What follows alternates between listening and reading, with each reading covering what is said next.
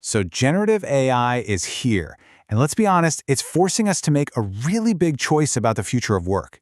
This isn't just some new app or a neat productivity hack. This is a technology that's putting a massive fork in the road right in front of us. And we have to decide, are we going to use it to augment what humans can do, or are we going to use it to replace them? Okay, so to really get a handle on the choice we're facing, we first have to understand why this technology is, well, just so different. When we talk about generative AI, we mean systems that don't just process information, they actually create new things. Text, images, code, you name it. And that variability to create is why this isn't just the next step. It's a fundamental break from every tool we've ever built. Think about it this way. For decades, our technology has been like a super smart filing cabinet. It helps us organize our work, find things faster, manage it all. But generative AI, it doesn't just handle the work. It basically looks at you and asks, what would you like me to create? And then it goes and does the thinking part itself. This completely reframes how we should think about AI. It stops being a tool and starts being, well, a new kind of worker. It can draft that email for you, it can mock up that product design, it can write that jingle. But here's the real economic kicker. This worker can be copied 1,000,000 times over for almost zero cost. You can have one, you can have 1,000,000, it's all the same. This isn't just a better hammer, it's a tireless, infinitely scalable apprentice for any kind of knowledge work. So, and this is the crucial point, the whole economic equation has been flipped on its head. We're no longer just comparing one software against another. The real question for businesses now is a straight-up price and performance comparison between AI labor and human labor. That right there, that's the heart of the dilemma. But okay, before we all get bogged down in the anxiety of it all, let's flip the coin. Because the utopian promise of this technology it's truly massive. What happens when every single person on Earth has access to a world-class expert on any topic? Just think about what this means for education. For all of human history, education has been rationed by where you live and how much money you have. With AI, a one-on-one tutor is suddenly available to everyone, for free. That girl in a small village can get the exact same quality of instruction as a kid in a fancy private school in New York. The playing field gets completely leveled. And this can start so early. Right now, a lot of what we give toddlers is digital junk food. Flashy, addictive, but totally empty content. Now picture this instead. An AI companion that's designed to do one thing from age 2, nurture curiosity. One kid learns to just keep swiping, the other learns to keep asking why. The difference that makes over a lifetime is, well, it's profound. And beyond education, AI can give us superhuman abilities and some really basic skills. You know how we are, right? We skim, we get distracted, our minds wander during a long meeting.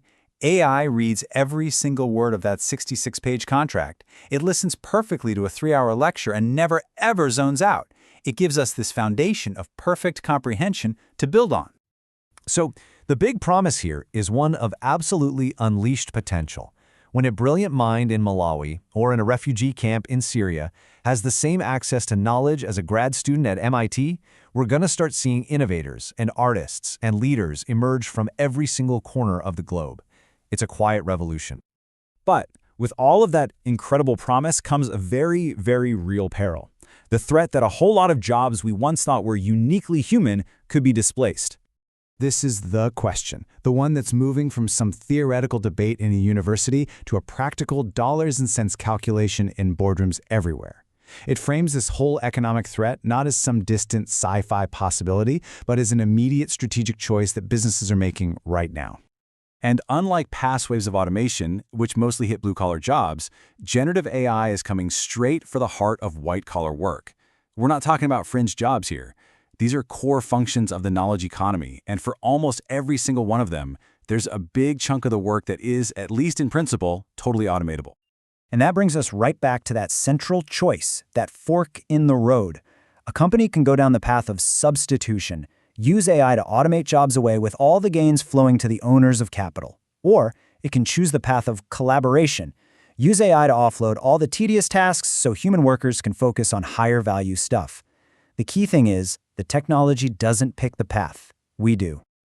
And look, the danger isn't just about jobs. As researchers are quick to point out, if we just unleash these systems without thinking, we risk creating tools that amplify our worst biases, that invade our privacy, and that make the gaps in society even wider. This is where ethics becomes an absolute must-have. So, you've got this incredibly powerful tech that has amazing promise, but also some serious peril. What do you do? Well, the only clear path forward is to build some really robust ethical guardrails. We can't just cross our fingers and hope for the best. We actually have to design for the best. So what are we even talking about when we say AI ethics? It's actually pretty simple. It's about taking our values, things like fairness and safety, and programming them directly into the code. It's about making absolutely sure that the AI is working for us, not against us. The key principles here usually boil down to these three big ideas, sometimes called FAT, which is kind of easy to remember. Fairness, to make sure the AI doesn't just repeat all our historical biases. Accountability, so we know who's responsible when something goes wrong. And transparency, so we can actually understand and trust the decisions these systems are making. And the ultimate goal of putting these guardrails in place is crystal clear. It's about creating a future where we can use all of AI's power with confidence, because we know we've put human well-being, our rights, and our values right at the center of how it's designed. And that brings us full circle, right back to the fundamental dilemma we started with. The future isn't some technological certainty that we just have to sit back and accept. It's actually a series of choices that we are all making right now. So, here's maybe the most important takeaway. If you're a leader, you have to stop thinking about AI as just another piece of software you buy. It is a decision about what your people are for. It's a strategic choice about the very nature and design of your workforce. That means you have to start redesigning jobs around the skills that are the hardest to automate, things like judgment, empathy, building trust. It means you have to make a conscious, explicit choice. Are we augmenting our people or replacing them? And it means you've got to get really serious about managing the flood of information that AI can create. And for us as individuals, this requires a pretty big mental shift. The question we should be asking isn't, is my job safe anymore? The real question is, what part of my work relies on uniquely human judgment or creativity or connection? And the goal is to spend more and more of our time in that zone. Ultimately, this is the question that's going to define our era, way more than any fancy new AI model or product launch. We've been given this incredibly powerful new kind of worker, and the choice is ours. Do we use it to build a more prosperous, a more equitable, and a more creative world, or not?